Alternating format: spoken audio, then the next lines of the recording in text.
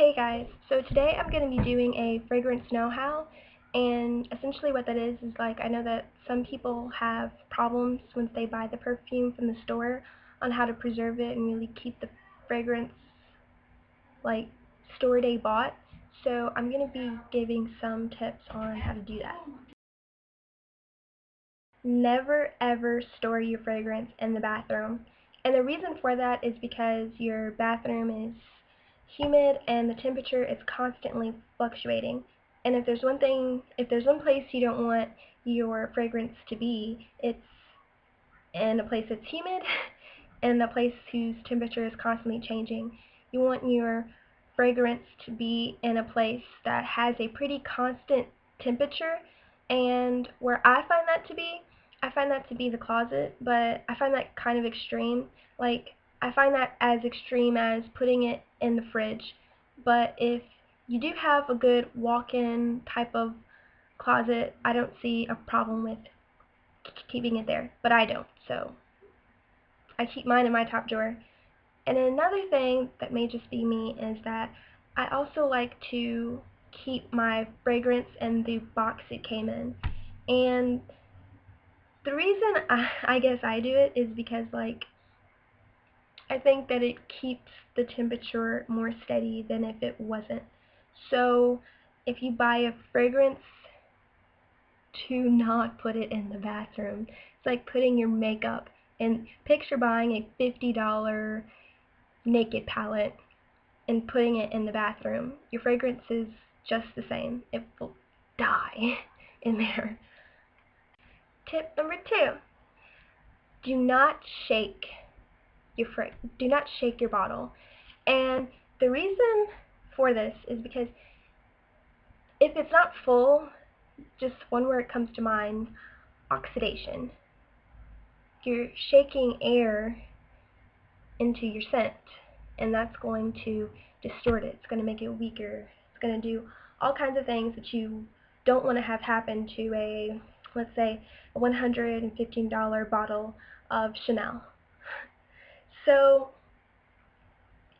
if it's full, oxidation isn't really a problem, but shaking something doesn't make it stronger, doesn't make the scent any less, doesn't make it any more. So there's no point to really shaking it in the first place. But every time I'm at like a store like Sephora, I just see people shaking the testers, and I'm like, I might not be getting the full benefits of the scent because someone just shook clearly not full bottle. So if you're gonna buy something and you use it and it's not full, don't shake it, because it's not doing anything good. It's just messing up your scent. Tip number 3. Actually, this would be 6.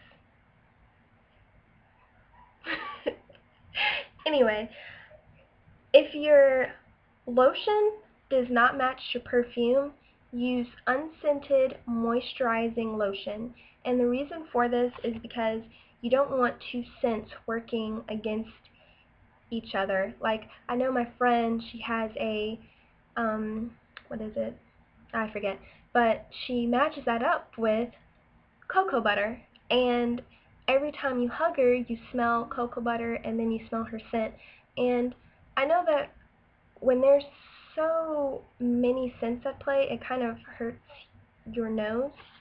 And like, it's just something that you should do, because unscented actually works better with the perfume. So if you buy a really expensive perfume and you want just that to be smelled, like, oh, I just bought this really nice perfume, you don't want anything to get in the way of people smelling just that. So unscented moisturizing, like Jergens.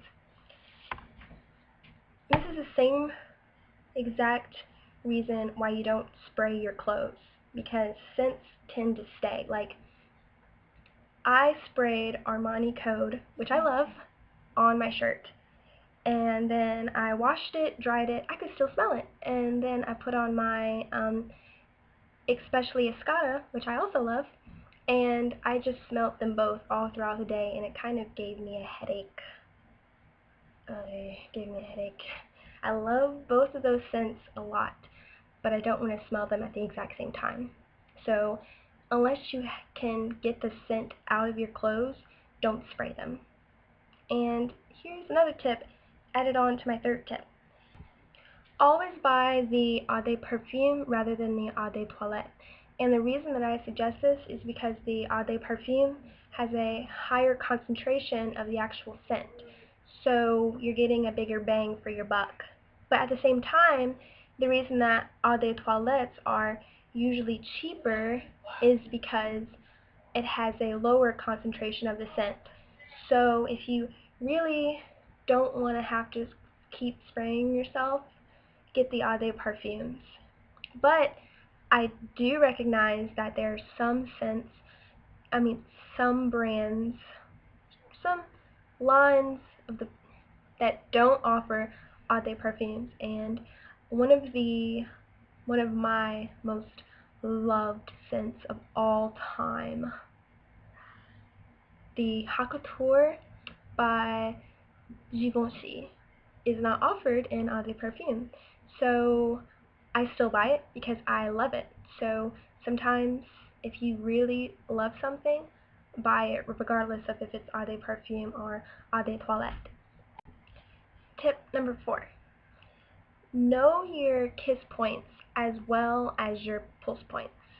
And your pulse points are behind the ears, at the base of the neck. I know a friend of mine sprays in between her breasts, inner wrists, inner elbows, behind your knees, and between your thighs. And the reason that these are your pulse points is because they are the hottest spots on your body.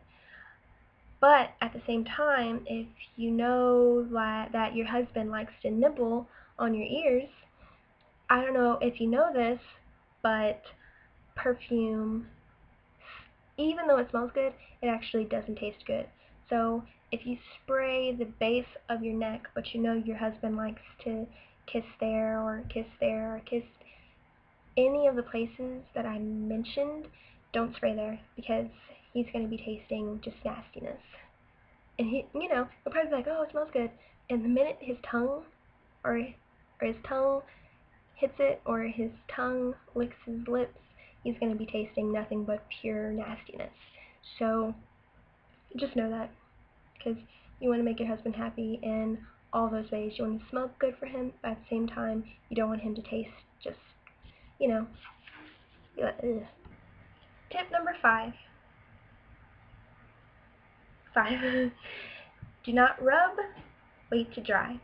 And the reason that I say do not rub it is that if someone cooks and they put wine into their pot, what happens to the alcohol? It goes away, doesn't it? It's the exact same thing for your scent. Like, just imagine buying a $115 bottle of Chanel, then you spray one, you just rub it, and you're like, goodbye fragrance, goodbye scent, goodbye the reason I bought this perfume in the first place. It's just,